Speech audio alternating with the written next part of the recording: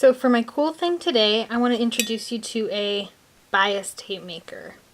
Looks like this, kind of like a weird duckbill, but it helps you make bias tape really easily.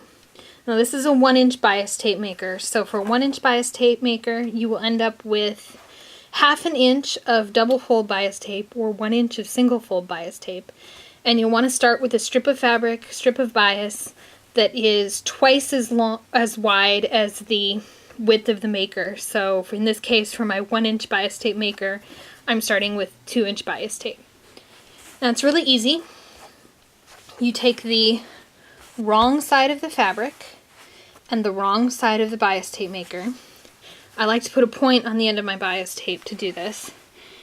You just feed the tape through the maker. That's where the point comes in handy because you can grab it. And the maker, all on its own,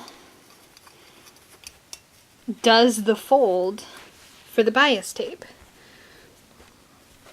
So you set your iron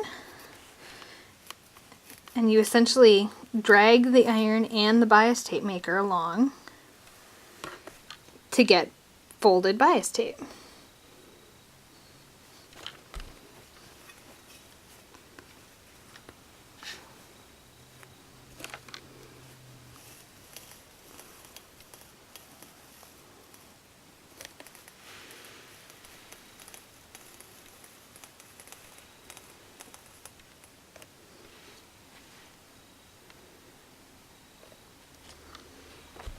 There we go. As you can see, we've got a nice width of single fold bias tape. It needs to cool down a little bit to keep its fold, but you can also go back and just fold it in half and iron it again to get double fold bias tape.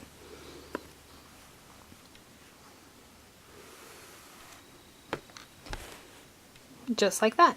And when you're doing the bias tape methods that I've been showing you this week, these are nice because you have a pre-folded line to follow with your stitching, so you don't need to worry about seam allowance as much because you have the line to follow instead of following a line on your sewing machine.